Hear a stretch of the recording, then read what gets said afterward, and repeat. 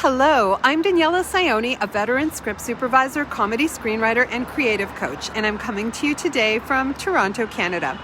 Among other things, I have one of the most comprehensive script supervision training programs in the world, where I focus not only on training my director whisperers on how to excel in the craft of script supervision itself, but in equally important areas for career longevity, like the intricacies of our work with the director and actors, career strategy, negotiating your deal, and work-life balance.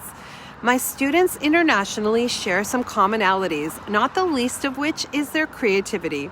I have many directors, actors, screenwriters, and other artistic disciplines represented in the program, which is why I think today's talk on maintaining your creativity during your script supervision career is so very important. As a multi-potentialite myself, there are two phrases I have always hated hearing in life, and that's pick a lane and jack of all trades, master of none.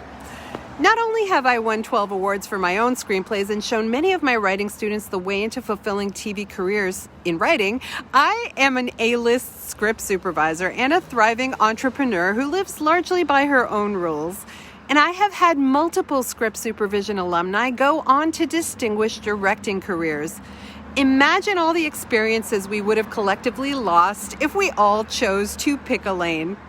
So I will only ever encourage my students to pursue their multiple creative passions, because everything is far more possible now than it ever has been before in the history of cinema. A comment I sometimes hear from people deciding whether or not to train as script supervisors or to invest more fully into the script career they already have is, I'm afraid that if I do that, I'll have to give up my dreams.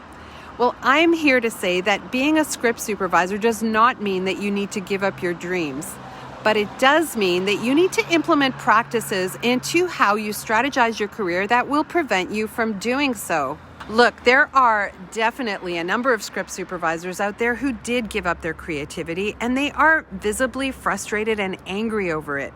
Why do that to yourself? In fact, if you're clever about it, you can use your time on set script supervising to make serious contacts in the industry and to finance your creativity. The strategy I personally used for most of my career was 6 months on set and 6 months to go work on my own creative goals. Others do it by alternating TV episodes with another script supervisor. However you do it, the reality is that it's not going to be seamless to go back and forth from working a script gig on set and painting or acting or writing because of how our brains and bodies work. Anyone who's ever done a long run on a TV show and then jumped on to write and perform a fringe play knows exactly what I mean. Our work on set tends to be very right-brained work, but if you're like me, and many of my director whisperers are, you have a fairly equal left-right brain functioning. I personally always test right down the middle on those tests, but I bet if I were to be tested in the middle of a shoot, the needle would swing to the right. This is because there's a literal mindset shift that has to happen when we are on the job, where we are skillfully serving the creative egos of the director, writers, and actors while putting our own creativity away in the process. Because in the role of script supervisor, we function in a technical capacity as advisors to the creative. Now, that's not to say that some directors and even writers will not involve us in some of the creative questions they face. I mean, in my case, many of them do, and I teach my students how to more likely be included in those conversations through the process of what I call director whispering. But that is only the case when we are explicitly invited into those conversations. It is not the everyday reality of our role. So, how do you keep that left side from atrophying when you are working a long-term gig? I know script supervisors who aspire to be directors who silently create shot lists for themselves on all the day's work and compare that to how the director did it, for example. We can also use the set as an amazing learning environment to understand how the creative choices of the director, actors, writers, and DOP impacted the outcome of the scenes. Staying actively engaged in the creativity all around us can fuel our own creativity later on. I, for one, am continually editing in my head as the day goes along, which I believe is something that we all need to do regardless to troubleshoot the coverage anyway. But that very act keeps my visual brain actively engaged. But even if you can't engage your left brain or your body on set to the level you need to for your own creativity, you still have control over what you do off set. If taking a long walk or meditating on your lunch hour will help keep you in a creative flow, do that. Some people get up early and journal every morning, and others save their creative time for certain hours on the weekend. If you have set aside 3 hours a weekend to write or paint when you're working on a 70-hour-a-week show, make sure you honor that time. And don't forget Julia Cameron's hugely important concept in The Artist's Way on filling the well. If you can't make time on weekends to paint or write or sculpt yourself, you probably can make time to fill the well.